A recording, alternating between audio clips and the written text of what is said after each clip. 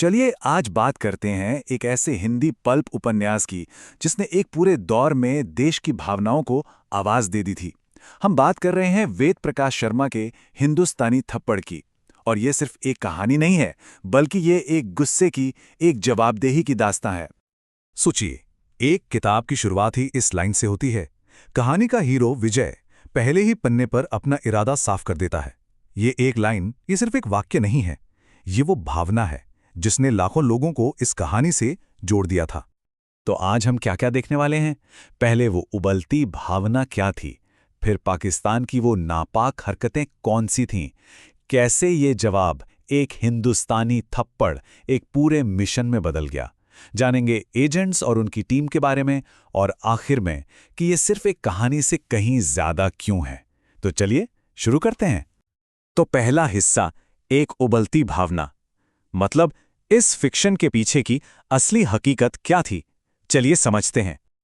तो ये उपन्यास ना, हर हिंदुस्तानी के सीने में जो एक गुस्सा खदक रहा था, बस उसी को आवाज देता है। ये एहसास कि भाई पाकिस्तान जो कर रहा है उसका जवाब देना तो बनता है। लेखक ने बस उसी उबलती हुई भावना को पकड़ा और उसे एक कहानी बना दिया, एक सवाल के साथ कि आखिर जवाब हो तो क्या हो। अच्छा, तो ये गुस्सा था किस बात का? कहानी में जिसे नापाक हरकतें कहा गया है, आखिर वो थीं क्या? ये वो वजहें थी जो कहानी को आगे बढ़ाती हैं। देखिए, भारतीय सैनिकों का नरसंहार, निर्दोष यात्रियों की हत्या, संसद के बाहर हुए हमले, कारगिल युद्ध और लोगों को अपने ही घर छोड़ने पर मजबूर करना, मतलब ये लिस्ट उस दर्द और गुस्से को दिखाती है जो किरदारों को एक्शन लेने पर मजबूर करता है। और एक बात, ये उपन्यास ना वर्ल्ड ट्रेड सेंटर पर हुए 9/11 हमलों के ठीक बाद के माहौल में लिखा गया था। तो सोचिए, पूरी दुनिया में आतंकवाद को लेकर एक अलग ही तरह का माहौल था। इससे ये कहानी सिर्फ भारत पाकिस्तान तक सीमित नहीं रहती, बल्कि एक ग्लोबल कॉन्टेक्स्ट में आ जाती है। तो इन सब शिकायतों का, इस पूरे गुस्से का जवाब क्या? कहानी कहती है एक हिंदुस्तानी थप्पड़। पर इसका असल मतलब क्या है? हाँ, यही सवाल उपन्यास के सेंटर में है कि पाकिस्तान के गाल पर कैसा थप्पड़ जड़ा जाना चाहिए। और यहां बात सिर्फ फिजिकल वायलेंस की नहीं है, बात एक ऐसे जवाब की है जो गहरा हो, जिसका असर हो। और जवाब मिलता है। ये हिंदुस्तानी थप्पड़ असल में एक सिंबॉलिक एक्ट है, सिर्फ शारीरिक हिंसा नहीं। इसका मकसद है पाकिस्तान को उसकी औकात बताना। मतलब ये सिर्फ चोट पहुंचाने के लिए नहीं है, ये एक मैसेज देने के लिए है, एक तरह की साइकोलॉजिकल जीत हासिल करने के लिए।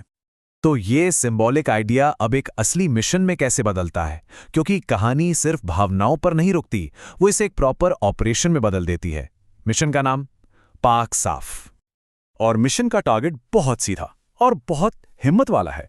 उस वक्त के पाकिस्तानी लीडर जनरल परवेज मुशर्रफ को पर्सनली ये सिंबॉलिक थप्पड़ मारना। आप सोच सकते हैं ये कितना हाई स्टेक्स सीक्रेट ऑपरेशन होगा। यही कहानी का मेन एक्शन है। और मिशन का नाम भी देखिए, पाक साफ। इसका मतलब सिर्फ एक काम खत्म करना नहीं है, इसका मतलब है पाकिस्तान की सारी नापाक हरकतों को साफ करना और भारत की शान को वापस लाना। मतलब ये मिशन एक सीक्वल पाक साफ उपन्यास के लिए स्टेज सेट करता है। अब इतने बड़े मिशन के लिए लोग भी तो खास चाहिए, है ना? तो कौन थे वो एजेंट्स और उनकी टीम? तो टीम में है विजय, जो टॉप एजेंट हैं और टीम दिल जले के लीडर। फिर है विकास, जो अपनी विनाश की क्षमता के लिए जाने जाते हैं। और इन सब के ऊपर हैं ठाकुर साहब, इंडियन सीक्रेट सर्विस के चीफ। और विजय अपनी टीम को एक नाम देता है, दिल जले, मतलब जले हुए दिलों वाले। ये नाम ही सब कुछ बता देता है ना, कि ये लोग सिर्फ नौकरी नहीं कर रहे हैं, ये एक जुनून के साथ काम कर रहे हैं। विजय तो अपनी टीम को भगत सिंह जैसे क्रांतिकारियों के बराबर मानता है। उनके लिए ये मिशन एक नई क्रांति की शुरुआत है। चलिए अब आखिरी हिस्से पर आते हैं। क्या आखिर ये उपन्यास एक कहानी से कहीं ज्यादा क्यों है? इसे कल्चरल आर्टिफैक्ट के तौर पर क्यों देखा जाता है? इसे समझने के लिए एक बहुत पावरफुल मेटाफर का इस्तेमाल किया गया है। अगर पाकिस्तान की हरकतें एक बदबूदार कचरे का ढेर हैं, तो ये उपन्यास एक विशाल बुलडोजर है। ये तुलना एकदम परफेक्ट है।